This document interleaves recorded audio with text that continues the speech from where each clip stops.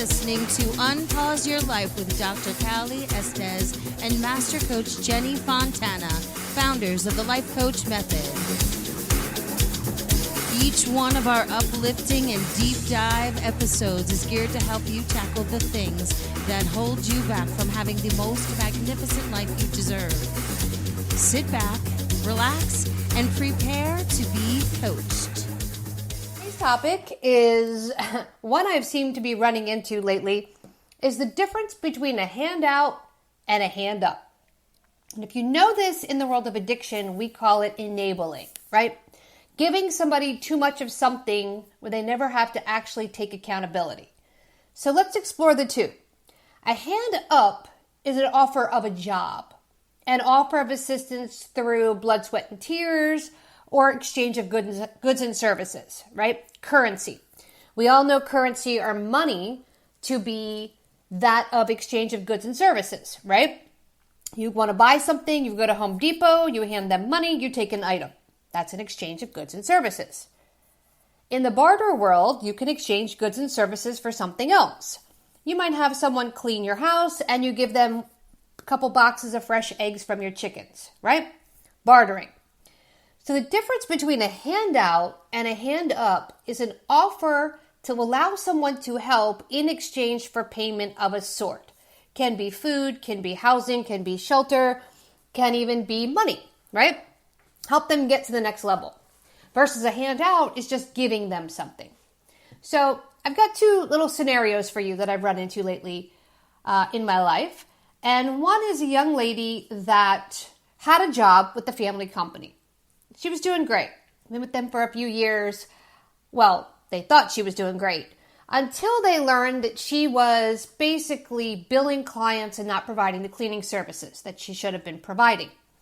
So when the family found this out, they have a nice large size cleaning company. They realized that the services weren't getting done. Clients were canceling, accounts were getting lost, people were getting billed for services they didn't have, and they were still paying this person. They were paying my client. We'll call her Jane. So Jane's collecting a paycheck, even though the company, mom and dad, are well aware she's not working. What happens is the other employees start to catch on. Jane's not working and getting paid. Their morale goes down. Their working ability goes down. Their motivation goes down because, right? Why? Because the daughter of mom and dad who own the company is still getting a paycheck. Then they give, Jane a car. They might give her a trip or two. They pay for childcare. They cover other expenses for Jane. The other employees start to become resentful because she's not working. Clients are canceling because she's not working. And mom and dad are covering for her. This is not a hand up. This is a handout. What happens now when the company closes its doors, which is what happened here? The cleaning company closed its doors. Mom and dad said, we can't do this anymore. They sold their list to a competitor and absorbed their client list, and they shut their doors. Well, Jane now is not on payroll. So Jane is freaking out. I have no money coming in. Jane is harassing the parents, calling, leaving threatening messages. Jane can't pay her car. Her car gets repossessed. Jane's whole life is in jeopardy now. If the parents would have taught Jane how to adult and given her a hand up, not a hand out, she wouldn't be in this position. It's even worse because one of Jane's siblings, who has a company, offered Jane a job and said, this is all you have to do. It's very simple. You go out, you pitch the customer, I'll go out and provide the service. So basically all Jane had to do was get dressed, get in her car, go to the customer's home, and pitch the service. An already existing customer for an upsell service, which was fairly easy. Would have taken Jane no more than an hour of her time, and she would have been able to pay her car payment for 3 months. But she chose not to do that. Because the money for mom and dad was so good, Jane sat on her butt, knitted, watched TV, ate bonbons, and went to the gym. Now Jane has no job and is completely falling apart because she can't get the money she needed from mom and dad. This leads to addiction. What is Jane doing? Jane is drinking. Now mom and dad are concerned Jane is going to drink herself to death because she's drinking. And she's mental health issues now. She has mental health issues from this scenario. So that's my first case I ran into this week. My second case that I ran into was a husband who was a little frustrated, or ex-husband that was a little frustrated with the scenario that he has found himself in. His wife is on disability, so she's collecting a paycheck. Well, if you understand disability, and everyone says, get your government money, get those bennies, that's not government money. It's paid by taxpayers like you and me. We pay for free money for other people. This can be in the form of food stamps, it can be in the form of health insurance, or cash money in this case. But because, and we'll call her Becky, Becky is behind in child support because she hasn't paid it in 17 years, 18 years. Becky's child support and her disability are intertwined. So that means because she hasn't paid the child support, her disability is being cut down and her arrears are being paid child support, which makes sense. That's how it works. None of that money's hers anyway. However, this is a handout. So what happens? Becky expects a handout from everybody. Becky expects people to pay her cell phone. She calls and complains that that the child support money that's her money now is being taken from her for other things instead of her children where it belongs. It's where it should be. But she's saying it's her money. It's technically not her money. It's government money, which is you and me, taxpayer money. So what happens? Becky's offered a job. Becky's offered a very easy job helping somebody walk their dogs a couple times a week. It's very simple. Right, she lives right around the corner. She can walk the dogs twice a day, and she is offered $45 per day to help dog walk. If you do the math, 45 times 30. Think about it. That's going to rival her Social Security disability money, and the person's offering to give her cash once a week. This would offset any costs that would come about with the child support payment being removed. It would help her pay her cell phone, her rent, her food, whatever she needs. She doesn't want to do it. She wants to complain that her ex-husband is stealing her money and she cannot live on that little bit of money that disability, the government, aka you and me, the taxpayers, give her. So what does she do?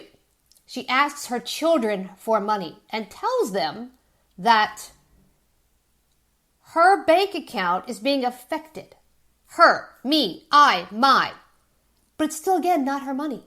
It's you and me, the taxpayers' money, allowing this behavior to continue. That's an example of a handout. If someone gives her money, she will continue every month asking for that amount of money, if not more, with the same sob story, I don't have enough money, my money's being cut. Even though she was offered a dog walking job right around the corner, 2 or 3 houses over from her neighbor to offset that. That is called a hand out, not a hand up. Now, what happens if they take the hand up? The first case scenario, the job. Second case scenario, the job. They become self-sufficient. When they become self-sufficient, they say, wow, I can do this. I can pay my own way. I can pay for my car, my food, my health insurance. If I want to go to the movies, I can do that. All of these things can be done if you're willing to work and you're willing to put the time and energy and effort into yourself. Neither of these individuals is willing to do that. They are what we call the victim. That's a defense mechanism. When you play the victim role, people feel sorry for you. When people feel sorry for you, what do they want to do? They want to make you feel better. That's called enabling. So if we pay their bills, pay their car payment, pay their child support, pay their food bill, pay their light bill, buy them gifts, whatever it is they need, we become the enabler. What happens over time is that they never learn how to adult. And you have people that are 45 years old, 50 years old, 55 years old that cannot adult. I saw this with my late husband's family. There were 3 boys. One of the boys can't pay his own mortgage. He takes the money out of his mother's account every month. And he's 45. No, he's 50 now. So because he doesn't want to work or doesn't want to pay his own mortgage, he does that. He called his mom. She sent a car because he doesn't want his own car payment, or it got repossessed because he can't figure out how to pay his car payment. And this is somebody with an almost PhD. So these are things that are handouts. My late husband's other brother brings his wife and child over for daycare, and his mother's 80-some years old.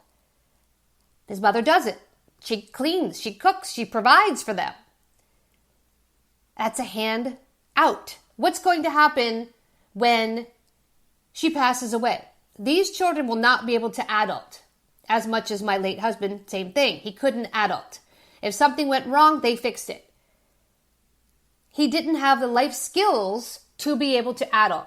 So in case scenario 1 and case scenario 2, we're seeing the same problem. If we enabler or we give a handout, people will never, ever be self-sufficient. And they will always complain that they are a victim of society, or they are a victim of circumstance, or they are a victim of their childhood. If you know my story, you know I come from a really shitty childhood. My father was very abusive mentally and verbally and physically. And I had two options. I could sit around and complain and say what a hard life I had. Look at me, woe is me, and not hold a job and drain my family's bank account. Or I could go out and say, I'm going to harness this and I'm going to do something with it. I'm going to show people that I can do this on my own. And I did. Put myself through a bachelor's, master's, and a PhD program all on my own. Every car I bought on my own. And I've had 7 companies all on my own with less than $300 in my bank account with no handout or hand-up. I've done everything on my own to prove I could do it. Now, not everybody has that will and that strength and that gumption, as we say, but keep in mind, if you have a child at home, no matter what age 15, age 20, age 30, age 45, age 55, and you are still giving them a handout, remember, when you pass away, they will not know how to get a hand up because they will not want to work or think they have to work. We call it entitlement.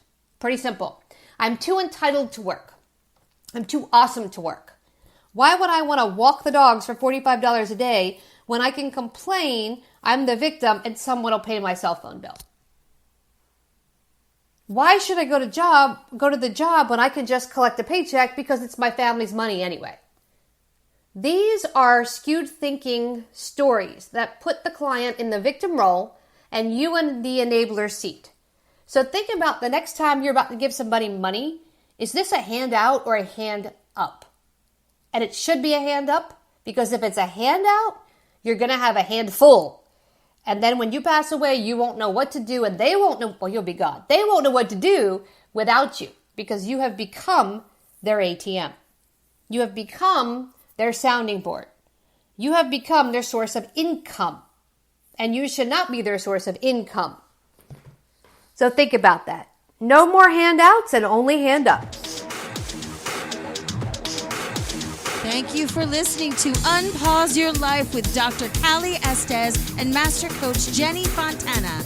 Head over to www.thelifecoachmethod.com to learn more about coaching yourself and how to become a master coach.